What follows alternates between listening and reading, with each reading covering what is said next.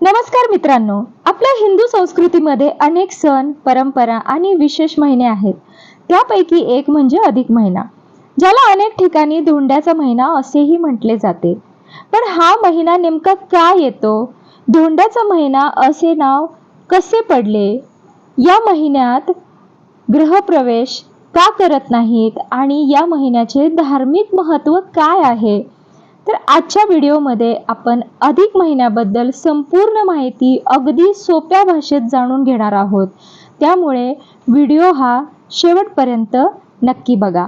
तर अधिक महिना म्हणजे काय हे आपण बघूया. हिंदू पंचांग हे चंद्र आणि सूर्य यांच्या गणनेवर आधारित असते. एका वर्षात साधारण 12 महिने असतात, पण चंद्रवर्ष आणि सूर्यवर्ष यामध्ये थोडासा फरक पडतो.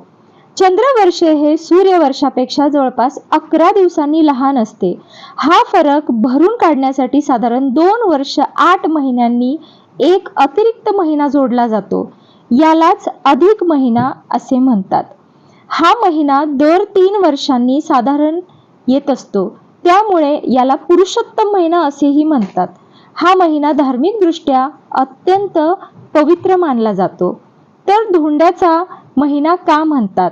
महाराष्ट्रात अधिक महिन्याला अनेक ठिकाणी धोंड्याचा महिना असे म्हणतात. पूर्वीच्या काळी या महिन्यात शुभ कार्य जसे की लग्न, गृहप्रवेश, मुंज, नवीन व्यवसाय ही कामे केली जात नव्हती.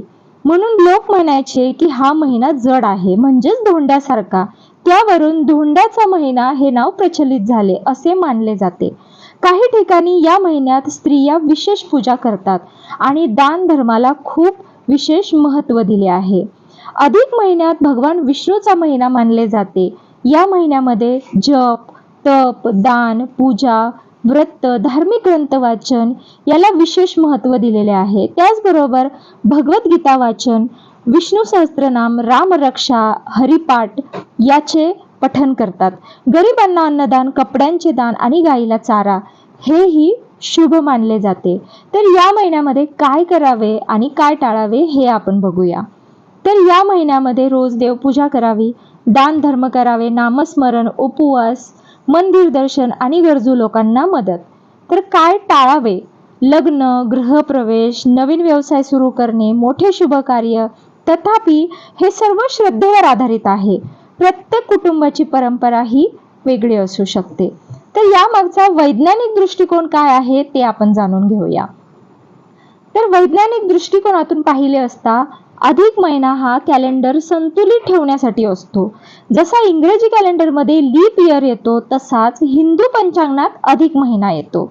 यामुळे ऋतू आणि महिने यांचा समतोल राखला जातो. तर मित्रांनो, हा होता अधिक महिना म्हणजेच धोंड्याच्या महिन्याबद्दल संपूर्ण माहिती. तुमच्या भागात या महिन्याला काय म्हणतात ते तुम्ही कमेंटमध्ये नक्की सांगा. आणि तुम्हाला असे माहितीपूर्ण व्हिडिओ आवडत असतील तर व्हिडिओला एक लाईक नक्की करा, चॅनेलला सबस्क्राईब करा आणि बेल आयकॉन दाबायला विसरू नका.